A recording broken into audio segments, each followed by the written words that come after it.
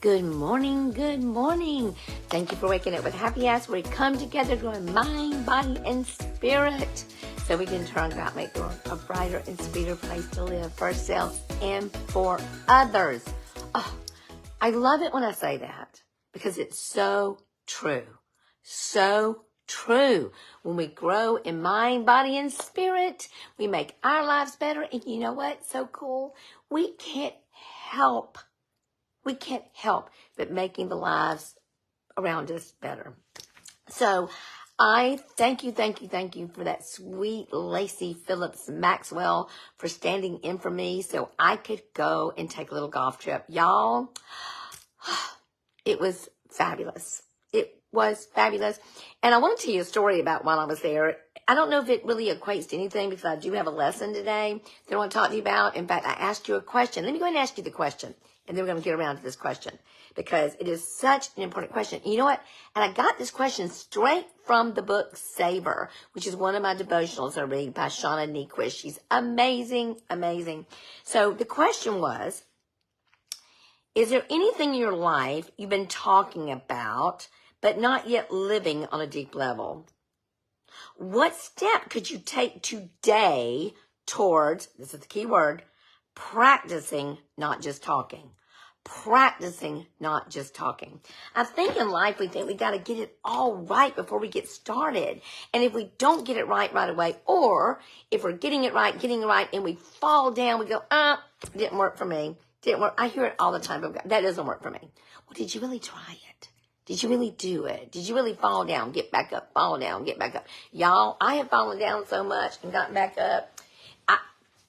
Gosh, that would be cool if that was an exercise. Falling down, getting back up, falling down, getting back up. But yeah, that has been so true in my life. So I want to tell you a fun little story about my golf trip. Oh, let me tell you this story first because this is really cool. So I shot a 93 on the Oaks golf course. And I don't know what was happening that day, y'all, but I was on fire. And I would have shot even better because I had four triple bogeys, y'all. For those of you that don't play golf, that's 3 over par. That is not good. That is not good. 3 over par. I did it on 4 holes. So you would think that since I had 4 really bad holes, I wouldn't have a good round, right? Wrong. I was proud of that 93 because it's under 100. It's hard to shoot under 100.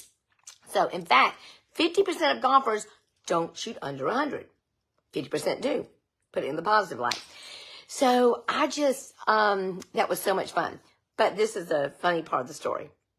So when we're making our appointments to go or making our decision to where we're going to go play golf, we knew some of the tried and true places that we love. So we were going there, and the Bridges, Grand Bear, we love those. And so we wanted to try something different. Went to the Oaks, which we loved. That's where I scored 93. Thank you very much.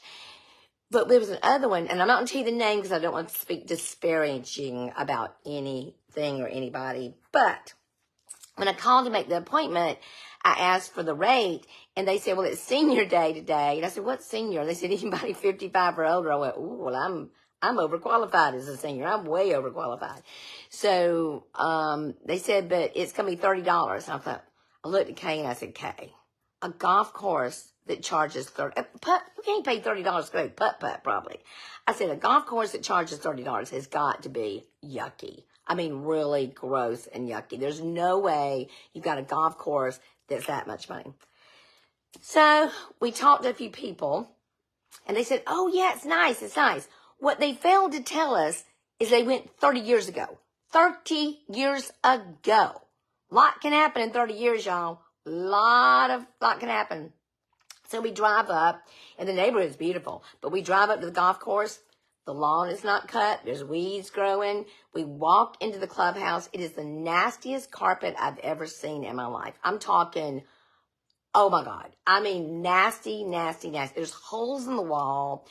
The girls are dressed in like tattered blue jeans with crop tops. They're not even real crop tops. They just made them a crop top. I mean, it's rough looking. The clubhouse is the nastiest club. Went in the ladies' bathroom, and obviously they weren't expecting any ladies. They were using it as a storage closet. There was just junk everywhere, and you had to kind of walk around to get to the bathroom. There's still Christmas decorations in one of the toilet areas. So it was bad. And you know what? Everything inside of me was going, Karen, leave, leave, leave. If this clubhouse looks this bad, the golf course has got to be bad. Got to be bad. And sure enough, we went on the golf course. We lasted 5 holes. 5 holes. It was so bad. But this is what's so crazy. The greens were beautiful. The greens were beautiful. And had I seen just the greens, I would have thought the whole place was wonderful. But it wasn't. It was horrible. We left, and I was so sad. So that messed up my second round of golf that day. Don't know what the story is in that, but I just wanted to tell you that story. So from now on, I'm going to trust my gut. When I see something is not what it appears to be, or it is what it appears to be, and I go expecting something different, shame on me. Shame on me. I want to write them a letter, tell them, what are y'all thinking? But no. I'm not going to do that. I'm leaving them alone. They can just be happy in their mess. I'm going to write letters to all the places I went that were amazing, that were wonderfully amazing. That's what I'm going to do. And, of course, we didn't get around to any of the things I want to talk to you about today, but we are going to talk about this again tomorrow. What is tomorrow? Tomorrow is Friday. Right, tomorrow's Friday. Yeah, I'm a little off my game because of being out of town, but I will tell you, it was glorious. It was so good for my soul. It was so good for everything. So I want to talk to you about the best way to get started. The best way, if you are asking yourself this question, is there anything in your life you've been talking about but not yet living on a deep level? What step could you take today towards practicing, not just talking about it, practicing? Y'all, this is a practice. This is practice. We practice until we get it right. You know what? And sometimes in practice, we get it right and then we get it wrong. Y'all, I went the day after and played on a golf course and shot 109. Went from 93 to 109. So y'all, we don't always get it right. We don't always get it. So what step could you take today? And for me, the thing that has changed my life is getting up each and every day, spending alone time with God. Y'all, if you're not doing that yet, and you're still asking yourself, why is my life not working? Please do this one thing. This one thing. If you can't do it in the morning, do it at night. But I know you can do it. I know you can find time out of your day to spend some time in quiet reflection, in quiet thankfulness and gratitude and joy for the life that you have. Not the life you don't have, but the life that you have. And you know what? It becomes better. It becomes better and better and better. And some days it doesn't, but that's okay. You keep on doing it. So I want to open up this book right here, y'all. It's A Quiet Mind. You see the side is tattered, and Brittany, I splayed it open a bit and said, oh, Mama, please be careful of that. Who gave that to me? It was his book. He gave it to her when we were dating. Y'all. So that was in, that was like 1999, 2000. That was 24 years ago. About 24 years ago. And this book is so precious. So every now and then, Hugh and I would just open up the book, actually all the time, and we would just take whatever we opened to, and that would be our thought for the day. So, y'all, I didn't get around to all the other things I want to talk to you about today, but we will. We have tomorrow. There's tomorrow. So, here we go. This is what I opened to today. Pray. Heavenly Father, show me the way. But it's no good appearing calm outwardly while remaining a seething volcano inwardly. You must develop inner calm. Daily seek for that still center within your soul, which is the abiding place of the Christ Spirit. Daily seek for that still center within your soul, which is the abiding place of the Christ Spirit. Y'all, and the more you have to do, the crazier life is. The more problems it has. The more confusion it has.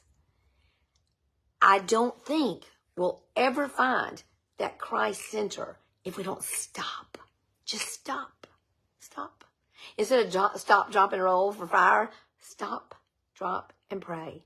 Just take a deep breath. Give it all away. Give it to God. Into the breath that is stronger than my breath, that keeps me sustained on a daily basis. And so it is. Y'all, I love you with all my mind, heart, soul, and body. And I'm so thankful to be here with you. And I'm so thankful you were so kind and gracious and let Lacey fill in for me so I can have a much needed golf vacation. It was heavenly, heavenly. And I can't wait to see y'all tomorrow. We're going to talk about talking to yourself. What do you say when you talk to yourself? Let's work on that. Be sweet, y'all. Bye.